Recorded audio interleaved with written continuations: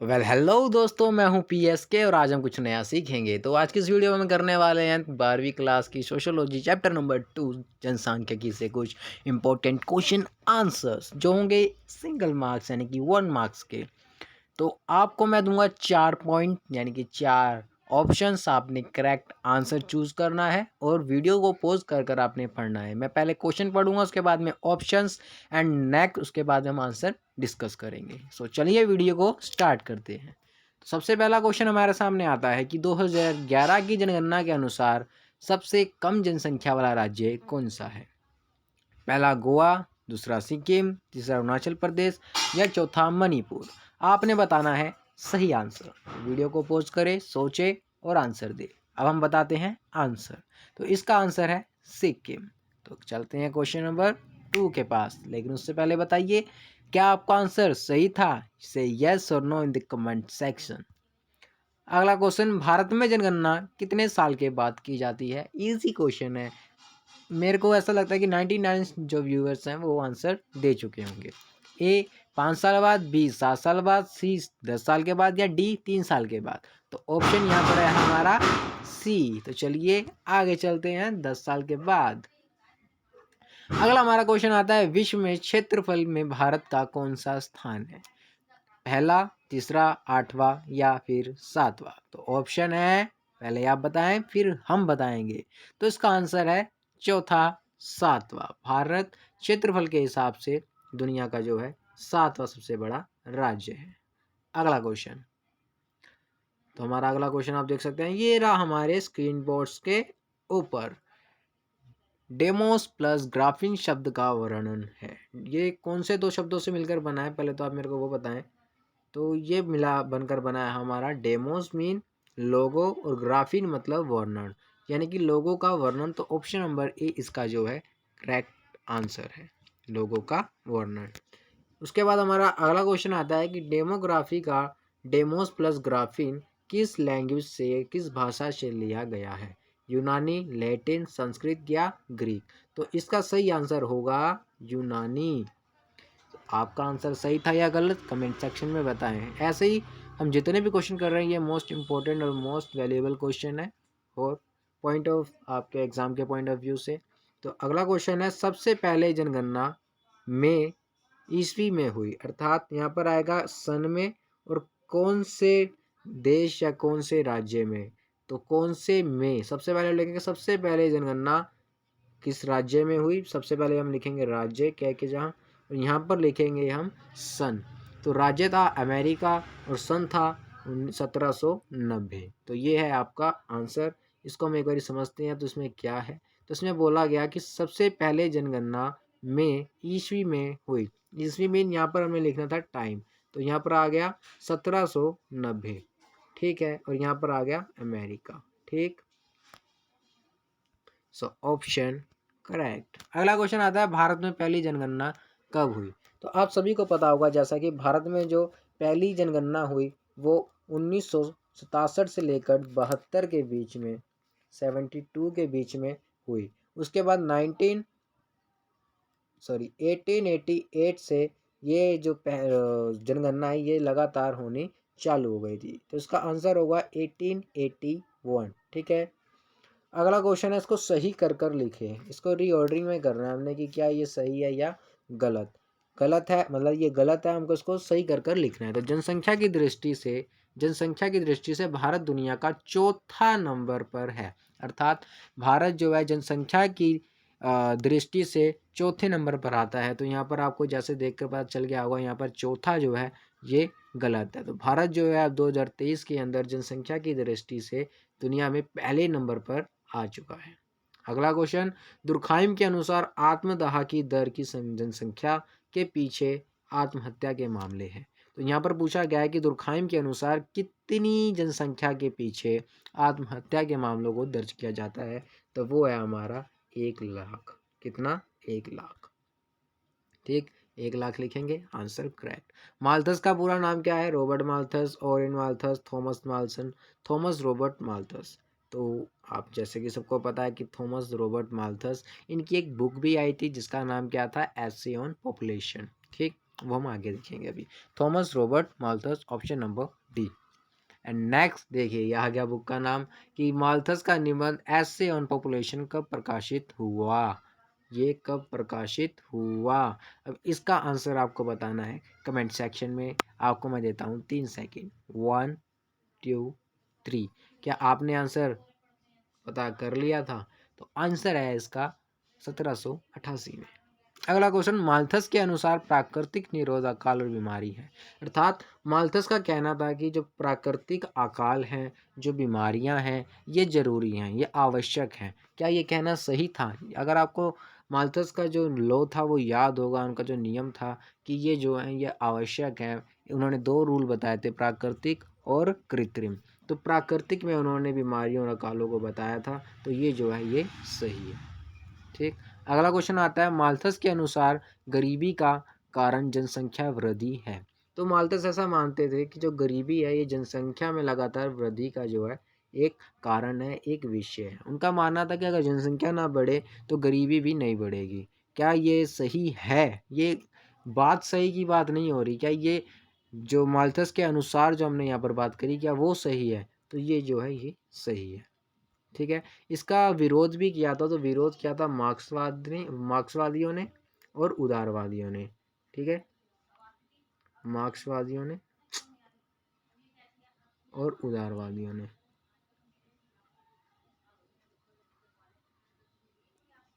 ठीक है, उनका ऐसा कहना था कि संसाधनों के असमान वितरण के कारण जो है गरीबी आती है, ना कि जनसंख्या वृद्धि के कारण। ठीक। क्वेश्चन नंबर अगला, जनसंख्या विस्फोट का कारण है। तो यहाँ पर आपने जैसे देख सकते हैं, मृत्यु दर में कम, मृत्यु दर जो है यानी कि जो लोगों की मरने की संख्या है वो कम, रोग नियंत्रण, जन स्वास्थ्य और बेहतर पोषण। तो इसका पहली लाइन में ही सब समझ आ जा रहा है। बाकी आप देख सकते हैं जन्म दर में कमी, तो ये तो सरासर गलत हो जाता है ऑप्शन 3। तो यहाँ पर फिर आ गया मृत्यु दर में कम, मृत्यु दर कम, तो ये तो ठीक है। रोग नियंत्रण भी ठीक है, जन स्वास्थ्य भी ठीक है, लेकिन बेहतर सेवा, सेवा का इससे कोई लेना देना नहीं है विस्फोट से। तो यहाँ पर पोषण की बात आएगी कि लोगों को खाने का जो पोषण है वो कम मिलता है, वह अच्छा नहीं मिलता, जिस कारण जो है जनसंख्या विस्फोट होता है। ठीक। अगला क्वेश्चन, जनसांख्यिकी संक्रमण के सिद्धांत के पहले चरण में मृत्यु दर व जन्म दर डैश होते हैं।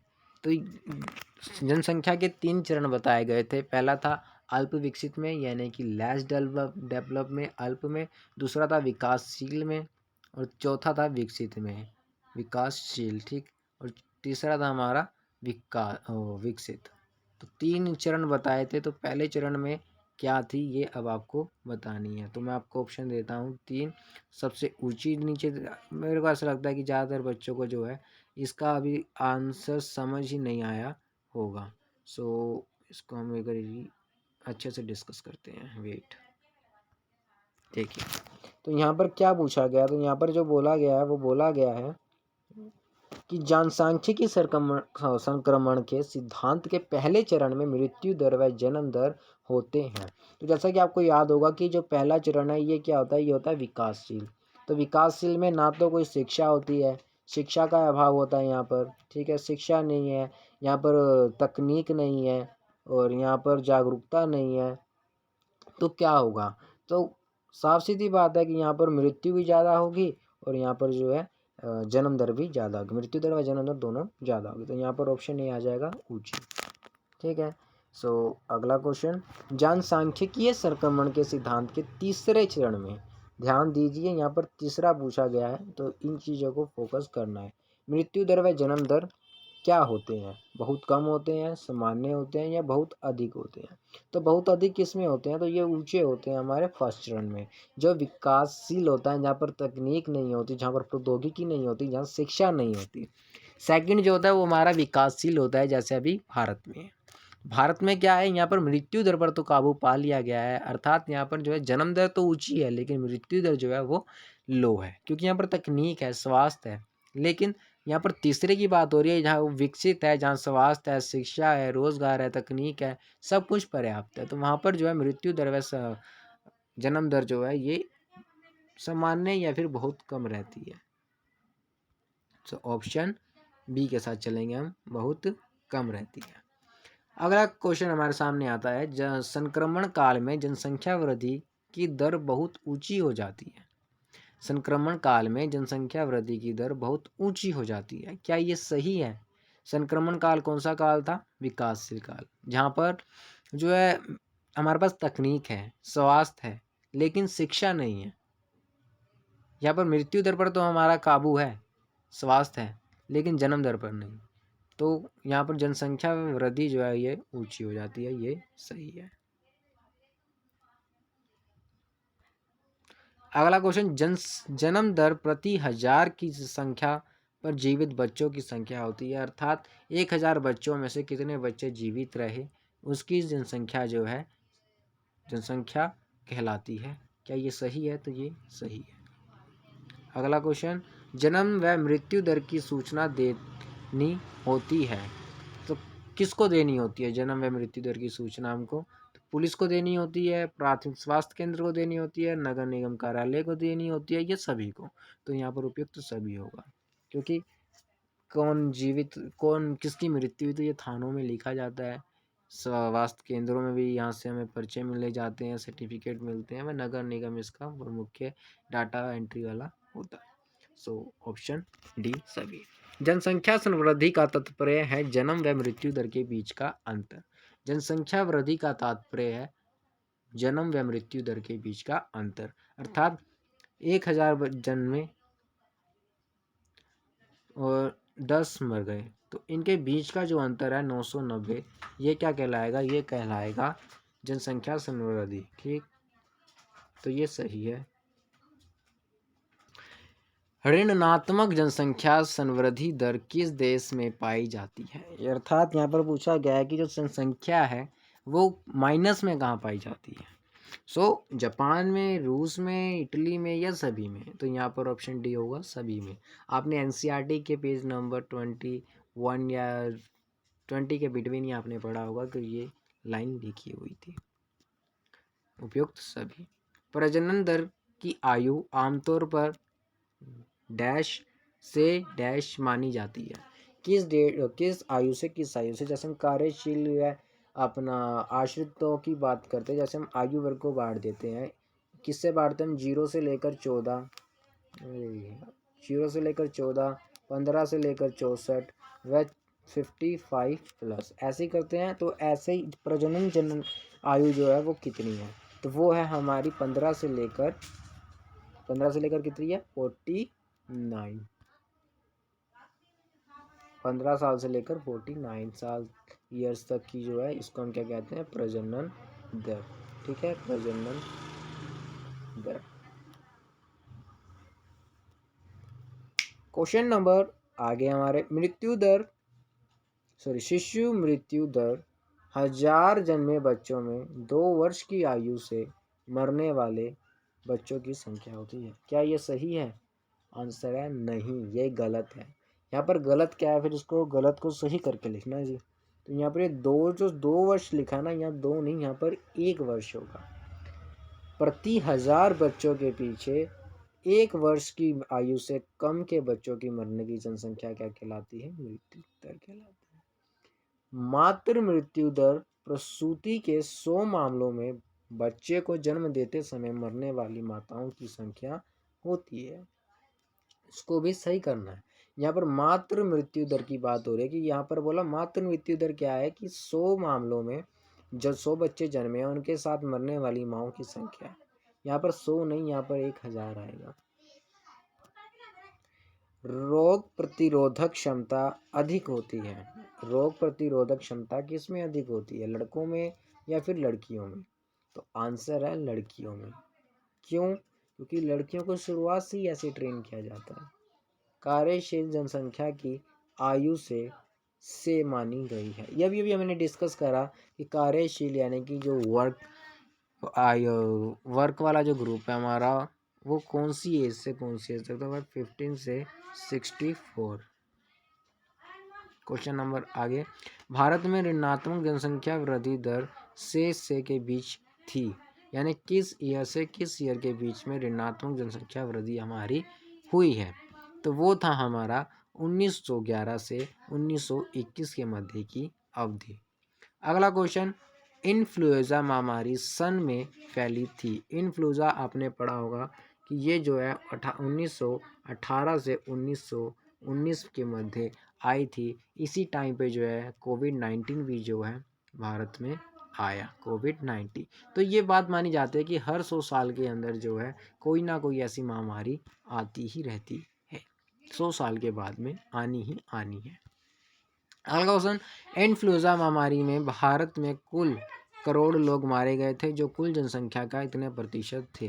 तो 1.25 करोड़ लोग मारे गए थे, 125 करोड़ मारे गए थे और 5% जनसंख्या, जो कुल जनसंख्या का प्रतिशत में 5% थे। अगला क्वेश्चन, भारत में मृत्यु दर में गिरावट डैश के बाद दर्ज की गई। कौन सी गिरावट, मतलब यहाँ पर पूछा गया कौन से सन के बाद, तो 1921 के बाद।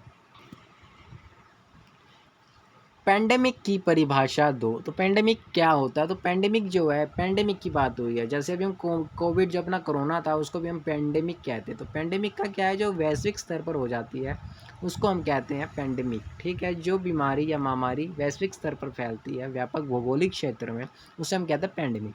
ऐसी महामारी जो व्यापक भौगोलिक क्षेत्र में फैलती है, ये एक स्टेट के अंदर या एक कंट्री के अंदर नहीं होगी, जैसे अमेरिका USA में है तो ये फिर UAE में भी होगी। ये ओनली वन कंट्री या वन नेशन में नहीं हो सकती, ये इंडिया के अंदर भी होगी, पाकिस्तान के अंदर भी होगी। उसको हम कहेंगे पेंडेमिक। और पेंडेमिक क्या होती है, तो पेंडेमिक ये होती है, ये जो है ऐसी महामारी जो एक निश्चित भौगोलिक क्षेत्र में होती है, जैसे ये केवल जो भारत में होने वाली बीमारी है या फिर केवल चाइना में होने वाली है, तो उसको हम कहेंगे पेंडेमिक, ठीक है। पेंडेमिक और पेंडेमिक में जो अंतर है ये हमेशा 2 या 3 नंबर में पूछ लिया जाता है, तो इसको एक बार अच्छे से पढ़ लेंगे। अगला क्वेश्चन, सूरत नगर निगम में सन डैश में सन महामारी फैली। सन डैश में महामारी फैली, कौन से सन में और कौन सी महामारी जो थी फैली, तो 1994 में प्लेग महामारी फैली। 1918 से 1918 व 1919 के मध्य फैलने वाली महामारी का नाम बताएं। तो ये अभी हम 2 से 3 बार क्वेश्चन कर चुके हैं। इन्फ्लुएंजा या महामारी या फिर स्पेनिश फ्लू इसको कह सकते हैं, क्योंकि स्पेन से आई थी इन्फ्लुएंजा, ठीक है। भारत में सबसे कम प्रजनन दर वाला राज्य कौन सा है, सबसे कम की बात हो रही है ना कि ज़्यादा से, क्योंकि कम और ज़्यादा में जो है कन्फ्यूज़न फैल जाती, तो वो है हमारा केरल या तमिलनाडु। केरल दिल्ली नहीं हो सकता, केरल तो है, दिल्ली नहीं है। केरल है लेकिन हिमाचल नहीं है, हिमाचल में तो मतलब नॉर्मल है। केरल है लेकिन मणिपुर नहीं है, केरल और तमिलनाडु। भारत में सबसे अधिक प्रजनन दर, अब आ गई सबसे अधिक प्रजनन दर, बिहार, उत्तर प्रदेश, राजस्थान, किस में उपयुक्त सभी। सबसे कम स्त्री पुरुष अनुपात में है, कौन से राज्य में सबसे कम की बात हो रही है। यहाँ पर कई बच्चे लिख देंगे केरल, तमिलनाडु, जो कि हो जाएगा रॉन्ग।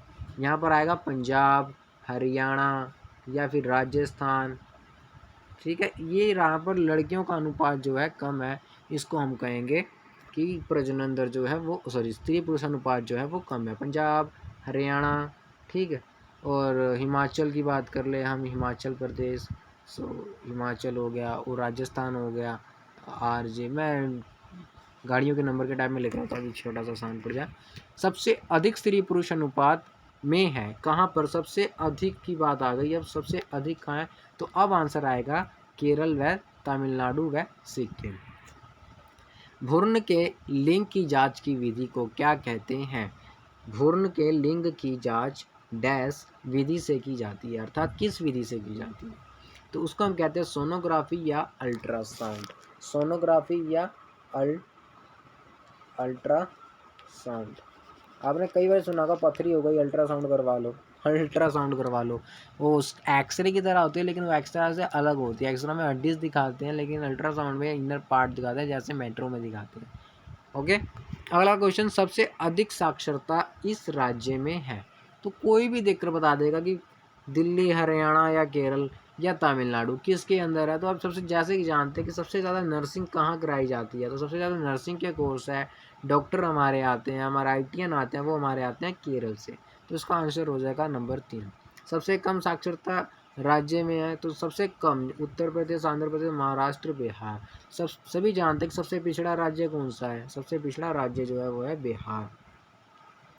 जनसंख्या नीति की घोषणा में की गई थी, किस वर्ष में की गई थी जनसंख्या नीति की घोषणा? तो वो थी हमारी 1952। अब यहाँ पर बहुत बच्चे कंफ्यूज हो जाते हैं कि 1951 में जो है कहते हैं कि ऑफिशियली पहली जो हमारी है जनगणना हुई, तो 1952 क्यों है? तो ये जो नीति है ये 1952 में संविधान अपनी संसद में जो है लागू की गई थी। जोर जबरदस्ती बंधेकरण के दौरान सन में किए गए थे। जोर जबरदस्ती बंधेकरण किसके किस उसके द्वारा, किस घटना के द्वारा या किस एक्ट के द्वारा दौरान सन में किए गए थे और कब किए गए थे? जैसे कि आप सब जानते हैं आपातकाल, जिसके ऊपर अभी मूवी भी आ रही है कंगना रनौत की, इमरजेंसी 1975 व 1986 के मध्य 1975-76 के मध्य चली। इसकी अवधि थी 1975-76 और इसको कहा गया था इमरजेंसी, जिसमें सभी मौलिक अधिकार आपके जो हैं वो निलंबित हो जाते हैं। अगर आपको मौलिक अधिकारों के बारे में अधिक जानकारी चाहिए तो आप उसके लिए बता सकते हैं, हम एक सेपरेट वीडियो बनाएंगे, हम ज़रूर बनाएंगे। हम class 7th 8th 9th 10th 11th 12th political science, civics and SST के सोशल साइंस के जितने भी सब्जेक्ट हैं उन सब के ऊपर हम बारी बाय बारी वीडियो बनाने वाले हैं। धन्यवाद। आगे चलते हैं कि पुरुषों में नलबंदी की जाती है, तो नलबंदी नहीं की जाती पुरुषों में नलबंदी नहीं की जाती, नसबंदी की जाती है, तो ये गलत है।